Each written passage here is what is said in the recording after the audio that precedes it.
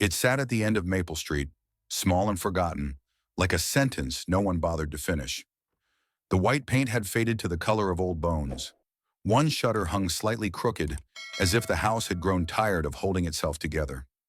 Most people walked past without slowing down. Most people never looked twice. But Maeve Holloway was not most people. She stood on the cracked sidewalk that October afternoon, a folded newspaper clutched in her weathered hands.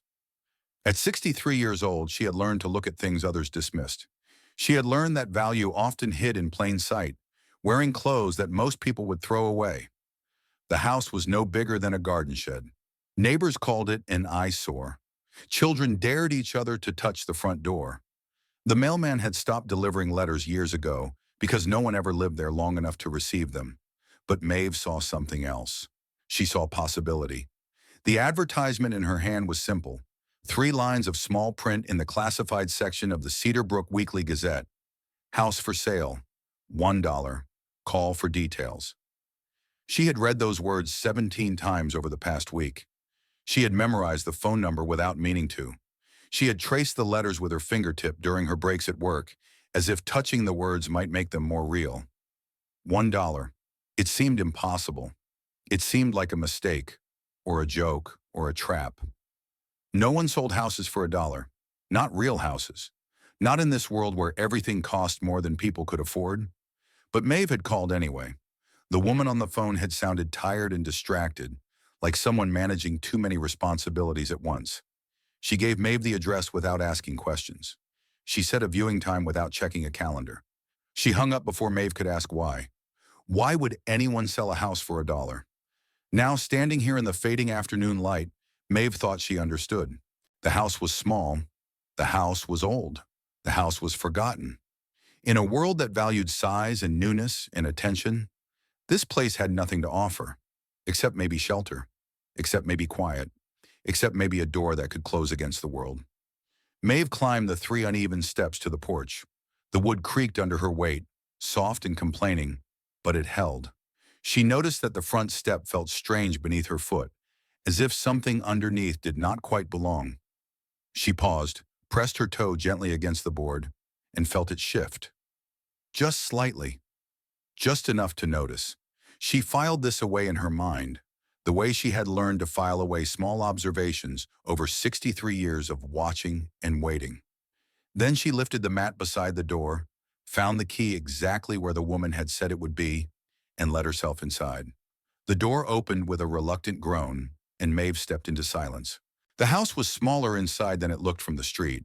One main room with a low ceiling, an alcove in the corner where a kitchen might have been, with a single sink and a 2-burner stove.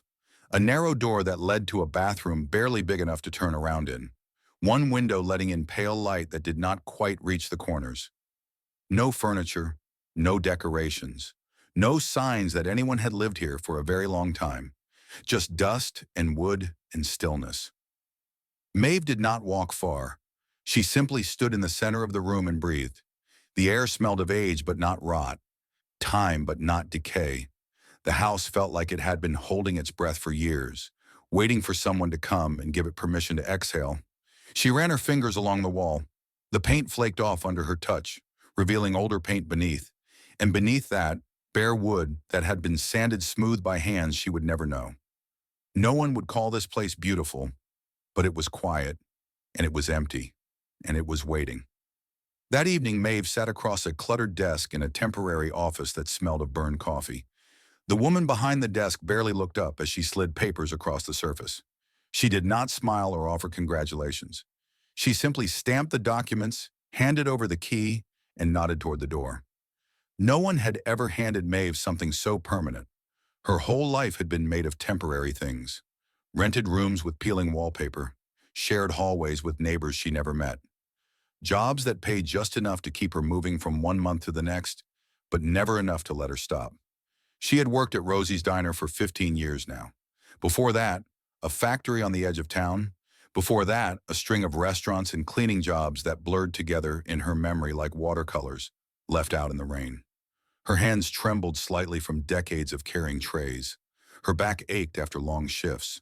Her voice had grown quiet from the habit of not being heard. She had been married once, briefly, in her 20s. His name was Carl, and he had promised her things he could not deliver. One morning she had woken to find his side of the bed empty and his closet cleaned out. He left no note. He left no forwarding address. He left no reason. After that, Maeve stopped waiting for other people to give her reasons. She had no children. She had no siblings. Her mother had died when Maeve was 19, leaving behind only a faded photograph that Maeve still carried in the pocket of her coat. In the photograph, her mother was smiling at something just outside the frame, her eyes bright with a happiness that Maeve could not remember ever seeing in person. Now she was 63 years old and she owned a house. $1, one key, one door that she could close against the world. The bus ride home that evening was slow, but Maeve did not mind. The key rested in her palm the whole way. She did not close her fingers around it. She just held it there, feeling its weight, its coldness, its reality. She was not sure yet if she deserved to hold it. Maeve moved into the house on a Wednesday. She brought her belongings in shifts, carrying each item from her rented room to the bus stop, to the quiet street where her new home waited. One suitcase, two cardboard boxes, a second-hand lamp with a crooked shade, the photograph of her mother wrapped in a dish towel for protection. There was not much to arrange. The space was too small for rearranging. Everything fit where it had to fit. She placed her mattress on the floor. She laid a blanket over it, the same blanket she had been using for 12 years, washed so many times that the pattern had faded to suggestion. No bed frame, no dresser, no nightstand. Just the mattress and the blanket and the lamp casting a small circle of yellow light in the corner. That first night, she turned off the lamp and listened to the house settle around her. The walls creaked softly. The floor sighed. Somewhere outside, a train passed on distant tracks, its whistle fading into the dark. And Maeve felt something she had not felt in years. Stillness. Not the kind that comes from loneliness, although she knew that kind well. This was different. This was the stillness of being exactly where you are supposed to be, even if you do not know why. She slept better that night than she had in months. The first few days passed in a simple rhythm. She left early for her shift at the diner, returning just before dusk.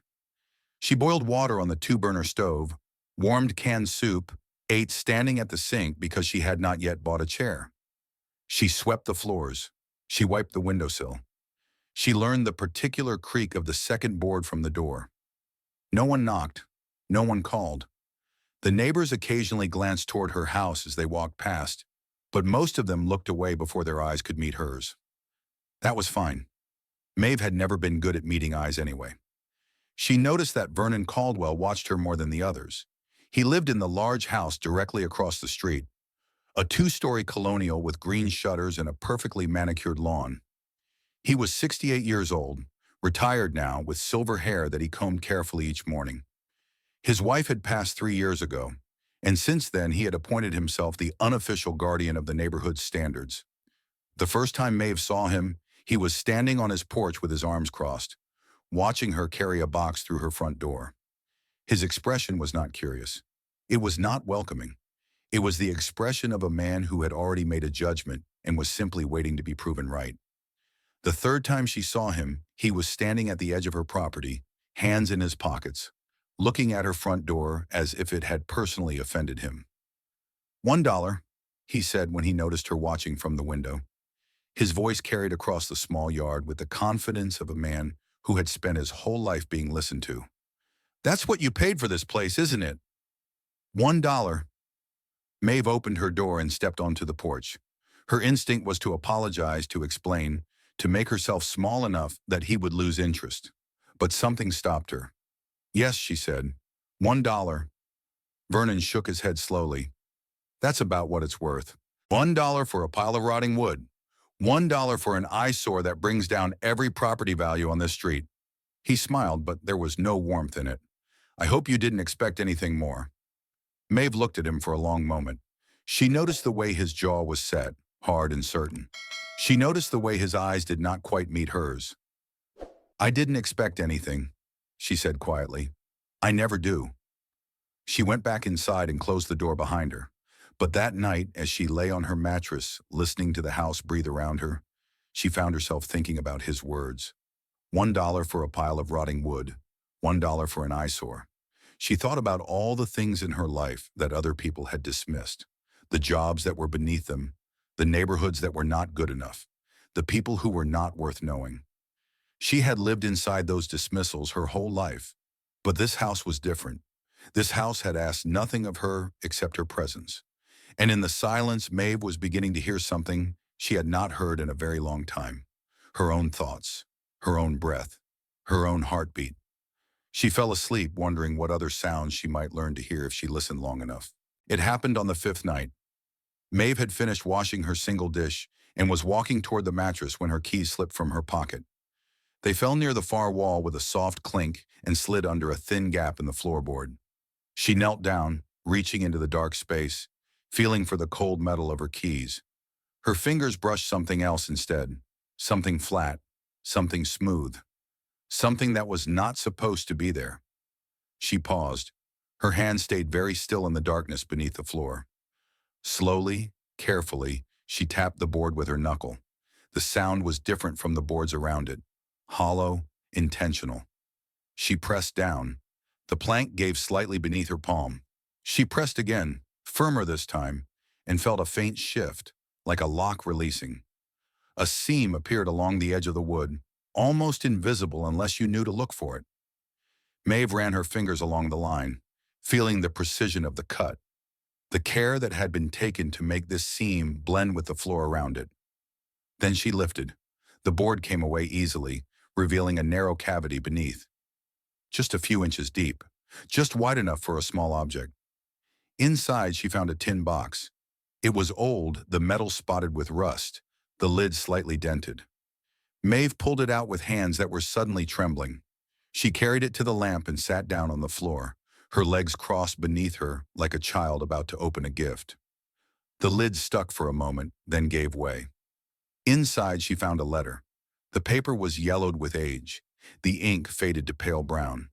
The handwriting was careful and precise, the letters formed by someone who had learned penmanship in an era when such things mattered. She read the words slowly, her lips moving silently with each one. If you have found this, it means the house has chosen correctly. This is not a small house. This is a house that knows how to wait. Please continue to listen. There is more to find, for those who pay attention. At the bottom of the letter, a signature, EM 1963. Maeve read the letter 3 times. Then she folded it carefully and placed it back in the tin box. EM. Those initials meant nothing to her.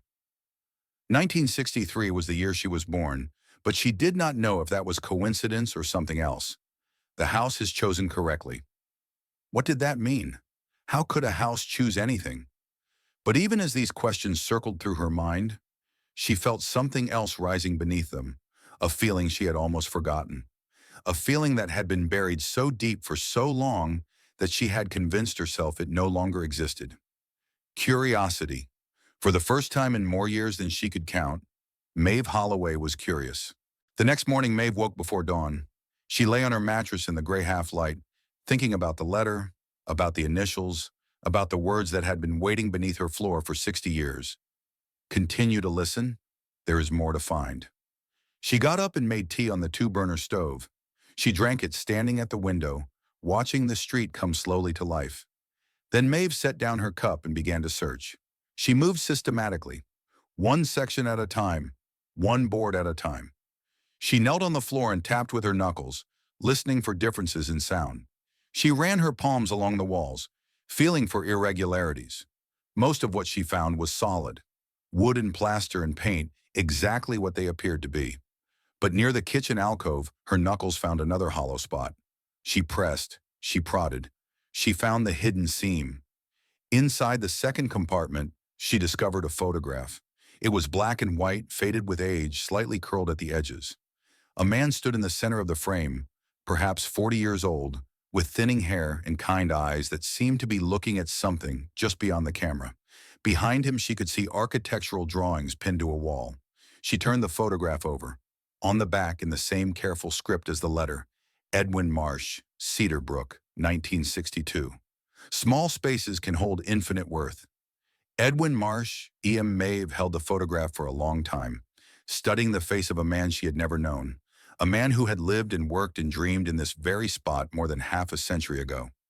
She did not know yet what it meant, but she knew one thing with sudden certainty. This house was not abandoned. It was not forgotten. It was waiting. And now finally, someone was listening. If you have ever stood at a crossroads in your life, a moment when something small made you stop and wonder if there might be more to discover, then you understand what Maeve was feeling. Sometimes the most important doors are hidden in plain sight. Sometimes they only open for those who take the time to look. If stories like this speak to something inside you, consider subscribing. We tell them slowly here, one quiet detail at a time. And if you have ever found something unexpected in a place everyone else had given up on, we would love to hear about it in the comments.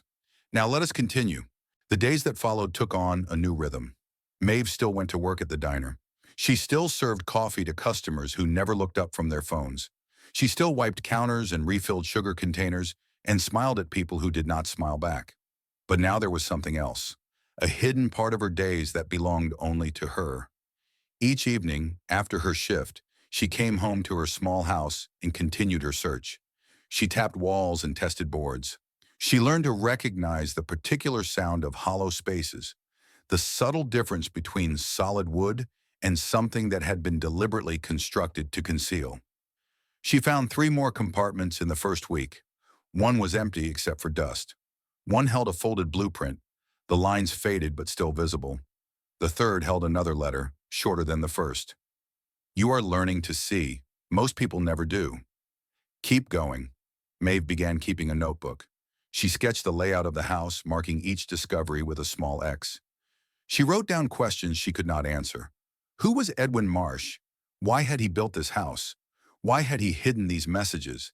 And why, after 60 years, had no one else found them? On a cold evening in late October, Maeve found the door to the basement. She had been examining the wall near the kitchen alcove when her fingers caught on something different. A slight misalignment in the panel. A seam that ran vertically where the others ran horizontal. She pressed her palm against the wood. Nothing happened. She leaned closer, studying the seam. Then she knocked, 3 soft taps near the baseboard. A click, soft and mechanical, unmistakable. She knocked again, in the same spot, the same rhythm. Another click. The panel shifted. Not much. Just enough to reveal a gap, dark and cool, breathing air that had been trapped for decades. Maeve pulled gently, and the panel swung open on hidden hinges, revealing a narrow passage that led downward into darkness. She did not enter that night. She simply stood at the threshold, looking into the shadows, feeling the cool air against her face. This was between her and the house. This was between her and Edwin Marsh. This was something that had been waiting for her. The next morning, she bought a flashlight at the hardware store. It was the only thing she purchased that week. That evening, she knelt beside the hidden panel. She took a breath. She turned on the flashlight, and she descended. The passage was tighter than she expected. She had to turn her shoulders slightly to fit, her palms brushing cold wood on either side. The stairs were steep but sturdy, each step worn smooth by years of use. The passage turned once, then opened into a room. Maeve stood at the bottom of the stairs and swept her flashlight across the space, trying to understand what she was seeing. The room was larger than the house above it. The ceiling was low but not oppressive. The walls were lined with shelves, empty now but sturdy, built to hold weight. A desk had been folded into one wall, the hinges still smooth after 6 decades. Everything was covered in dust, but it was the dust of preservation, not neglect. The room felt dry and stable, designed to protect whatever it held. This was not a basement. This was not a cellar. This was a sanctuary. Edwin Marsh had built himself a sanctuary beneath his tiny house, a place where he could work and think and dream without the world watching. Maeve sat in the small chair by the desk. She thought about all the years she had spent in rented rooms, in spaces that belonged to other people, in places where she had never felt permission to truly exist. And for the first time in many years, Maeve Holloway began to cry. Not from sadness, not from grief, from recognition. She had found a place where someone else had learned to exist without permission. And knowing that she was not alone made the loneliness of her own life feel lighter somehow. In the desk drawers, she found Edwin Marsh's story. He was born in 1920 in a small town in eastern Ohio. His family was poor, his father a factory worker who died young. His mother took in laundry to survive. He taught himself to draw by copying pictures from magazines. He taught himself mathematics by reading library books. He never went to college, never received formal training. But he had ideas, so many ideas. He believed that poor people deserve beautiful homes. He believed that small spaces could be designed with the same care as mansions. He believed that home did not require permission. In the 1950s, he began developing what he called the Dignity Project, a series of designs for tiny homes that would be affordable, efficient, and beautiful. He presented his ideas to the architectural establishment of Cedarbrook in 1962. They laughed at him. The meeting was held in the town hall. Edwin stood at the front with his blueprints, explaining his vision with quiet passion. When he finished, there was silence. Then a man named Harold Caldwell stood up. Harold Caldwell was the wealthiest developer in Cedarbrook. He owned the largest construction company in the county. "Let me understand this correctly," Harold said. "You want us to invest in building chicken coops for the poor? These shoeboxes?" He picked up one of Edwin's blueprints. "This is not architecture. This is charity, and charity does not make money." The room laughed. Not everyone, but enough. Enough to fill the space with the sound of dismissal. Enough to make Edwin's hands tremble as he gathered his blueprints. After that night, Edwin Marsh stopped presenting his ideas. He finished his tiny house on Maple Street. He installed the hidden compartments, the secret room, the mechanisms that would only reveal themselves to someone paying attention. And then, in 1965, he disappeared. No one knew where he went. No one looked very hard. The next day, Maeve went to the library. The Cedarbrook Public Library was a small brick building on Main Street. It had served the community for nearly 100 years. Loretta Finch had worked there for 45 years. She was 72 now, with silver hair pinned up in an old-fashioned style, and kind eyes that seemed to see more than they let on. She had never married. She had spent her life surrounded by books and the people who needed them. She recognized Maeve from the grocery store, from the diner, from the quiet way that lonely people recognize each other. "You bought the house on Maple Street," Loretta said when Maeve approached the reference desk. It was not a question. "Yes, the tiny one, the one that's been empty for years." "Yes." Loretta studied her for a moment. Then she leaned forward and lowered her voice. "You're looking for information about Edwin Marsh, aren't you?" Maeve felt her heart skip. "You know who he was?" "I knew him," Loretta said. "Not well, but I remember him. He used to come here to read. He was a quiet man, thoughtful, the kind who notices things that other people miss." She paused. "Like you, I think." Loretta led her to a table in the corner. She sat down and folded her hands. "What do you know about what happened to him?" Maeve told her everything, about the papers she had found, about the town hall meeting, about Harold Caldwell and the laughter. Loretta listened without interrupting. When Maeve finished, Loretta was quiet for a long moment. "There's more to the story," she said finally. "Things that aren't written down anywhere." What Loretta told her changed everything. Edwin Marsh had not simply disappeared after the town hall meeting. He had continued to live in Cedarbrook for another 3 years. Then in 1965, something happened. Harold Caldwell announced a new development project, a series of affordable homes on the east side of town. The designs were innovative, efficient, elegant, small but thoughtfully planned. The project was a success. Harold Caldwell became even wealthier. He was celebrated as a visionary.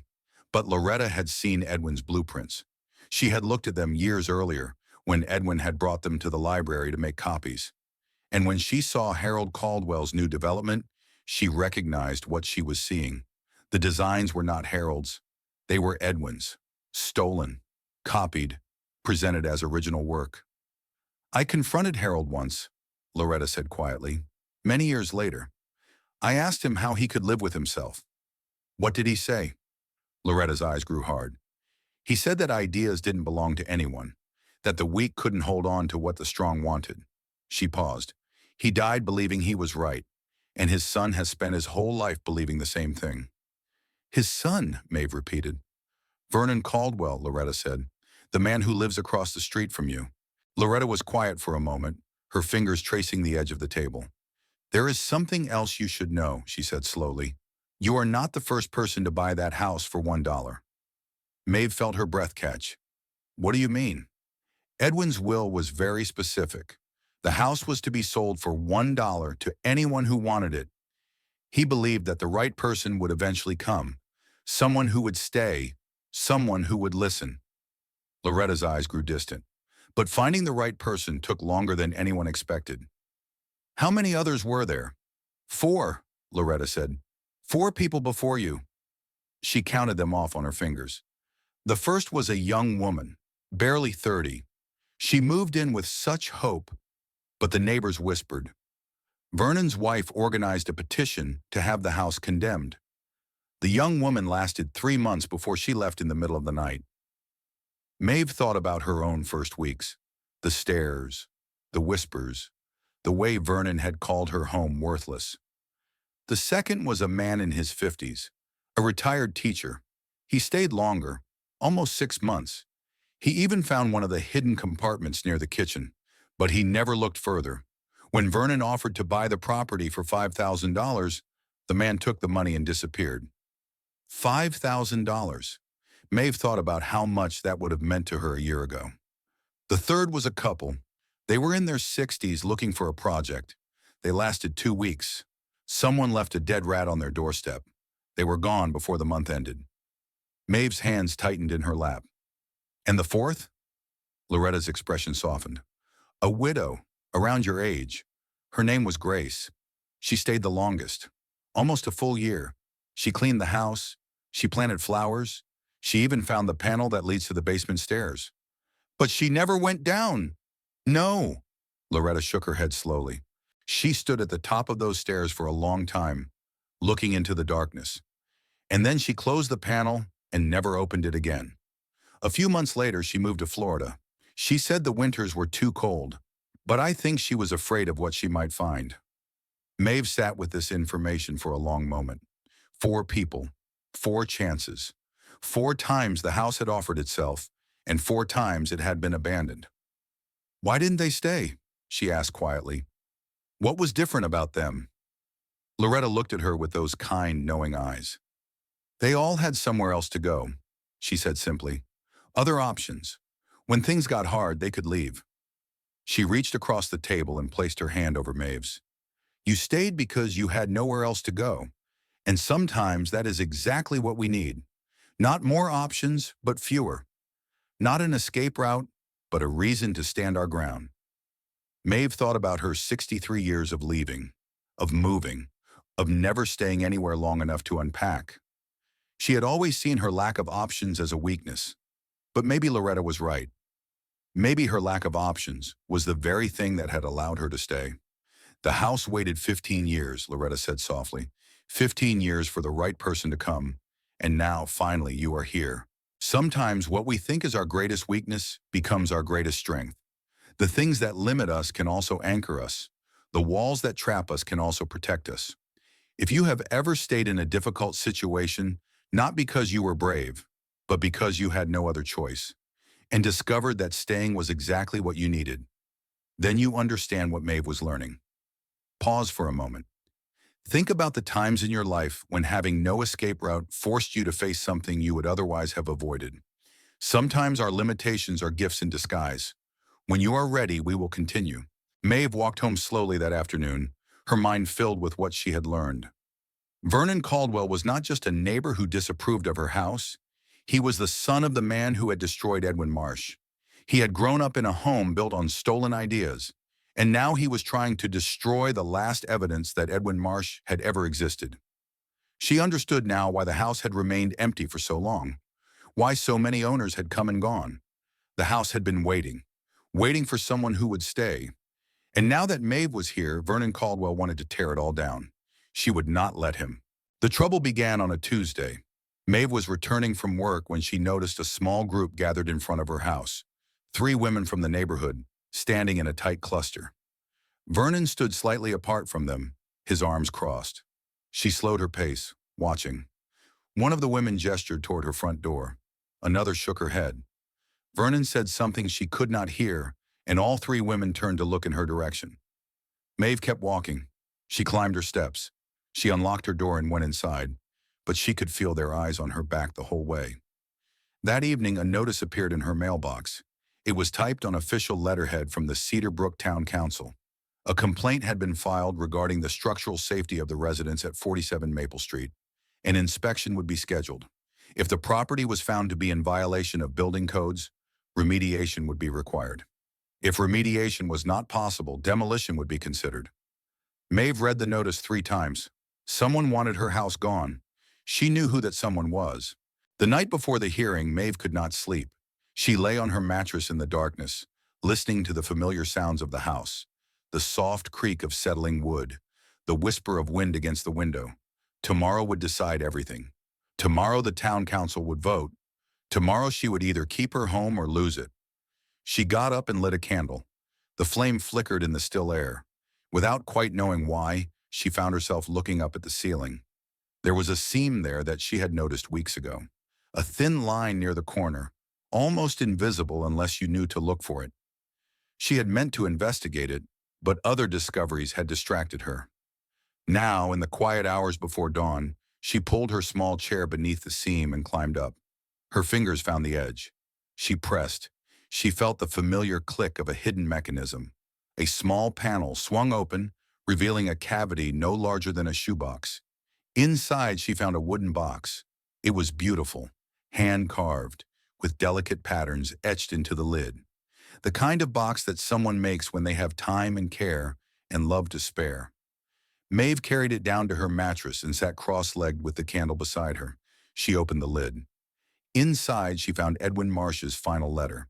The paper was different from the others. Heavier, more formal.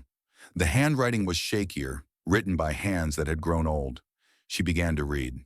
To the one who stayed, if you are reading this, then you have done what no one else could do. You have remained. You have listened. You have looked deeper when everyone else looked away. I do not know your name. I do not know your face. I do not know what brought you to this small house on Maple Street, but I know this. You are the person I have been waiting for. I built this house in 1961 when I was 41 years old and still foolish enough to believe that the world might change. I believed that if I could show people what was possible, they would see what I saw. They did not see. They laughed. They mocked. They stole my ideas and called them their own. And for many years, I was bitter. I was angry. I was alone. But as I grew older, I began to understand something important. The world did not need to change for my work to matter. I did not need recognition. I did not need applause. I only needed one person to find it, one person to understand, one person to carry the truth forward after I was gone. And now, after all these years, that person is you. I do not ask you to be my advocate. I do not ask you to fight for my legacy. Those things do not matter anymore. I ask only that you remember. Remember that small spaces can hold infinite worth. Remember that the things the world dismisses may be the things that matter most. Remember that patience is its own kind of courage, and that staying is its own kind of strength. Remember that you are enough, just as you are, just as this house is, just as I was, even when no one believed it. I am writing this letter in the spring of 2009. I am 89 years old. My hands shake. My eyes grow dim. I do not know how much longer I have, but I am not afraid, because somewhere out there, in a future I will never see, someone is going to find this letter. Someone is going to understand, and that is enough. That has always been enough. Thank you for staying. Thank you for listening. Thank you for being the one. With gratitude that words cannot express, Edwin Marsh, March 17, 2009. Maeve read the letter 3 times. Then she pressed it against her chest and wept. Not quiet tears, not dignified tears. Deep, shaking sobs that came from somewhere she had kept locked away for decades. She wept for Edwin, who had waited his whole life for someone to understand. She wept for herself, who had spent 63 years believing she was not worth staying for. She wept for all the lonely people in all the small houses, in all the forgotten corners of the world. But beneath the grief there was something else. Joy. Because Edwin had been right. Someone had come. Someone had stayed. Someone had found the letter he had hidden away 15 years before his death. And now those hands were hers. She was the one. She had always been the one. She just had not known it until now. Edwin Marsh died in 2010 without ever knowing if his letter would be found. He wrote it anyway. He hoped anyway. He trusted anyway. That is the most beautiful kind of faith, the kind that does not require proof, the kind that gives without expecting to receive. If this letter touched something inside you, take a moment. Think about the messages you are leaving for the future, the seeds you are planting, the hope you are holding on to even when you cannot see where it leads. You may never know who you are helping, but that does not make the help less real. When you are ready, we will see what happens at the hearing. The weeks before the hearing passed quickly. Maeve knew she could not fight Vernon Caldwell alone. She did not have money for lawyers.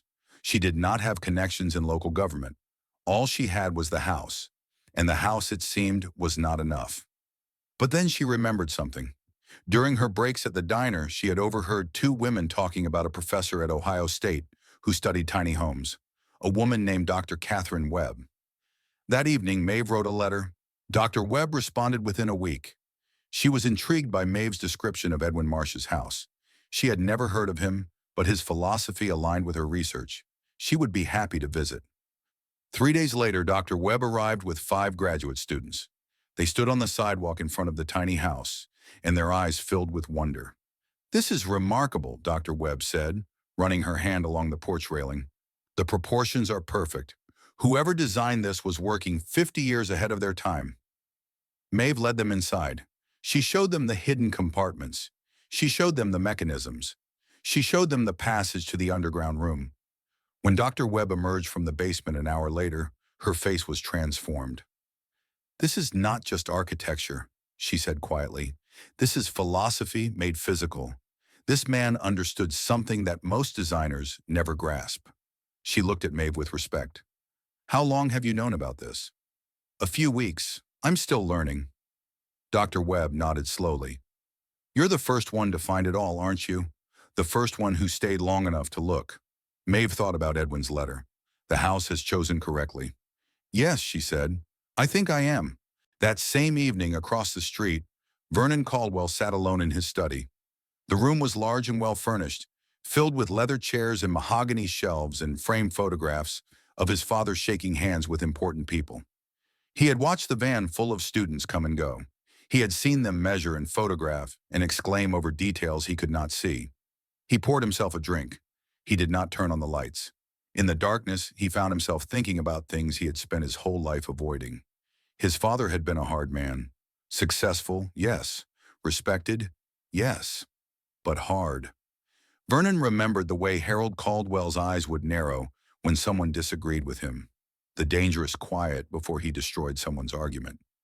Vernon had learned early that the safest place to stand was behind his father, agreeing with his father, becoming his father, and he had done exactly that. But lately, something had begun to crack. It started when his wife died 3 years ago.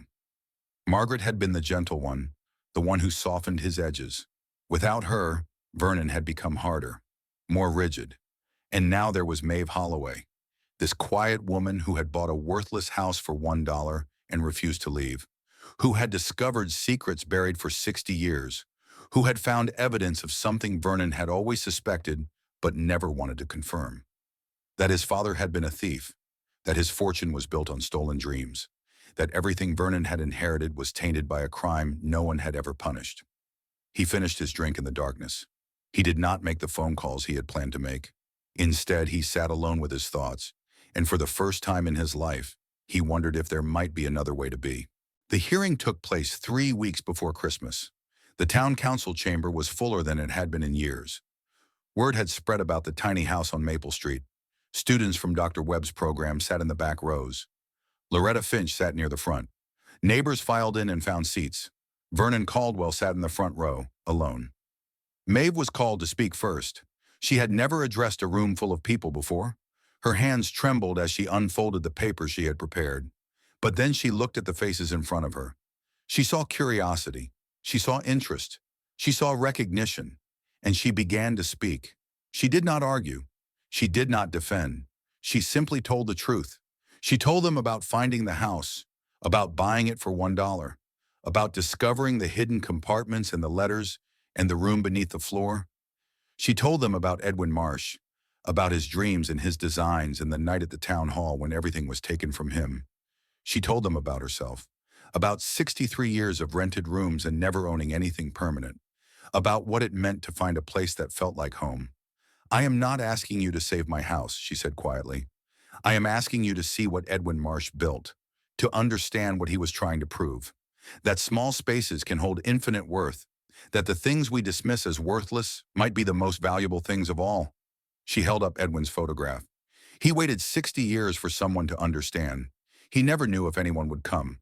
But he built this house anyway. He hid his messages anyway. He kept hoping anyway. She looked out at the room. "I think that kind of hope deserves to be honored." She sat down. The room was silent. Dr. Webb spoke next. She presented her research, her photographs, her documentation. She explained why Edwin Marsh's design was significant, why his techniques anticipated movements that would not become mainstream for another 50 years. The engineering experts testified that the house was structurally sound. Loretta Finch stood up with her newspaper clippings and told the room what she remembered about Edwin Marsh and Harold Caldwell. And then something unexpected happened. Vernon Caldwell asked to speak. He walked to the podium slowly, his shoulders slightly bent, his face drawn. The room watched him with mixed expressions. Vernon stood at the microphone for a long moment without speaking. Then he began. "My father was Harold Caldwell. Most of you know that. He built half the houses on the east side of town. He was considered a visionary." He paused. His hands gripped the sides of the podium. "What most of you don't know is how he became successful. I didn't know either for most of my life. I grew up believing what he told me, that he was smart, that he deserved everything he had." His voice grew quieter. "But I've been thinking these past few weeks about Edwin Marsh, about the designs that made my father famous, about what it means to build your life on something that was never yours to take." He looked up, and his eyes found Maeve's. "I filed the complaint against this house because I was afraid. I didn't want anyone digging into the past. I thought if I could get rid of the house, I could get rid of the history." He shook his head slowly. "But you can't get rid of history. You can only face it." The room was completely silent. "My father was wrong," Vernon said. "He was wrong to steal another man's work. He was wrong to humiliate him in public. He was wrong to build his success on someone else's dreams." He took a breath. "And I was wrong to continue protecting that lie." He turned to face the council members directly. "I withdraw my complaint. I ask that this house be preserved. And I ask that Edwin Marsh finally receive the recognition that my father stole from him 60 years ago." He walked back to his seat without looking at anyone. The room remained silent for a long moment. Then slowly someone began to clap. It was Loretta Finch. Another person joined her, then another, then another. By the time the council chairman called for order, the whole room was applauding. The vote was unanimous. The tiny house at 47 Maple Street was designated a local historic landmark. Demolition proceedings were permanently suspended. A plaque would be installed near the front door, honoring Edwin Marsh. Maeve walked home through the cold December air. She climbed her 3 uneven steps. She unlocked her door. She stood in the center of her one small room. She had won. No, that was not the right word. She had stayed. She had listened. She had seen what others had overlooked. And in doing so, she had become part of something larger than herself. A year passed. Maeve still lived in the tiny house on Maple Street. She still worked at Rosie's Diner, though she had reduced her hours. She still cooked soup on the 2-burner stove and slept on her mattress on the floor. But other things had changed. The underground room had become a kind of museum, not a formal one, just a quiet space where students from the university came to study Edwin Marsh's designs, where architects made pilgrimages to see the house that had been lost and found again. Loretta Finch came by for tea every Thursday afternoon. They sat in the underground room with candles lit around them, 2 old women who had learned to recognize loneliness in each other's eyes. Vernon Caldwell never became Maeve's friend. Some distances are too great to cross. He had spent 68 years becoming his father's son, and one moment of honesty could not undo all of that. But he was different now. He stopped organizing neighborhood complaints. He hired a young couple to tend his lawn instead of doing it himself with military precision. Sometimes Maeve would see him sitting on his porch in the evenings, not watching her house, just sitting, staring at the sky. They nodded to each other now when they passed on the street. Once in January, Maeve found an envelope in her mailbox containing a check for $5,000 and a note that said only, "For repairs." She never thanked him directly. He never acknowledged sending it. But she used the money to fix the shutter that had hung crooked for 60 years, and she planted flowers along the walkway. One afternoon, she saw Vernon standing at the edge of his property, looking at those flowers. His expression was soft, almost wistful. She raised her hand in a small wave. He raised his hand back. Then they both went inside their separate houses, and that was enough. Some relationships cannot be fixed, but sometimes two people can learn to exist in the same space without causing each other pain. And perhaps that is its own kind of peace. On a spring afternoon exactly 1 year after the hearing, Maeve received a letter. It came in a plain envelope with no return address, postmarked from Vermont. She opened it at her small table, the afternoon light falling through the window. "Dear Ms. Holloway, I read about your house in a magazine article last month. I am 58 years old. I have never owned a home. I have spent my whole life moving from place to place, never staying long enough to belong anywhere. Your story gave me hope. I am writing to ask how you knew. How did you know that the tiny house was right for you? How did you know to stay when everyone else had left? How did you find the courage to listen when the whole world was telling you that what you had was worthless? I am not asking for advice exactly. I am just asking for your story, because sometimes knowing that someone else has walked the path before us makes the walking easier." The letter was signed Delia. Maeve read it 3 times. Then she went to her small desk. She took out paper and a pen. She thought for a long time about what she wanted to say, and then she began to write. "Dear Delia, I did not know anything when I came to this house. I was not brave. I was not wise. I was just tired, and I had $1, and I was willing to try something that everyone else had given up on. The house did not transform me. It simply gave me space to discover who I had always been. You ask how I found the courage to stay. The truth is, I did not have anywhere else to go. I had spent 63 years leaving. I had packed my whole life into boxes because I was always ready to move again. But this house asked me to unpack, not physically, but emotionally. It asked me to open the boxes I had kept sealed for decades, to look at the things I had hidden from myself, to finally sit still long enough to hear my own thoughts. I do not know if your path will look like mine. I do not know if there is a small house somewhere waiting for you. But I do know this. You are not too old to find home. You are not too tired to begin again. You are not too broken to deserve a place that is yours. The house I bought for $1 gave me more than shelter. It gave me permission. Permission to exist. Permission to matter. Permission to believe that I was worthy of staying somewhere, even if that somewhere was small and forgotten. I hope you find your permission too. With warmth and understanding, Maeve Holloway." She sealed the letter and walked it to the mailbox at the end of the street. The evening air was soft and warm, carrying the scent of flowers. Across the street, lights glowed in Vernon's windows. Children played in a yard 3 doors down. Maeve stood at the mailbox for a moment, looking back at her tiny house. It was still small, still faded, still easy to overlook, but she no longer saw it the way others did. She saw a gift, a legacy, a message in a bottle that had taken 60 years to reach its destination. She saw Edwin Marsh's dream finally fulfilled. She saw home. The house did not change her. It revealed her. Piece by piece, room by hidden room, it showed her the version of herself that had never been given space to exist. Not louder, not prouder, not better. Just present. Just here. Just enough. And in a world that constantly told her she needed more to be worthy, more space, more money, more proof of her right to exist, that simple truth was revolutionary. She belonged here. She had always belonged somewhere. She had just needed to find a place small enough to let her finally see herself.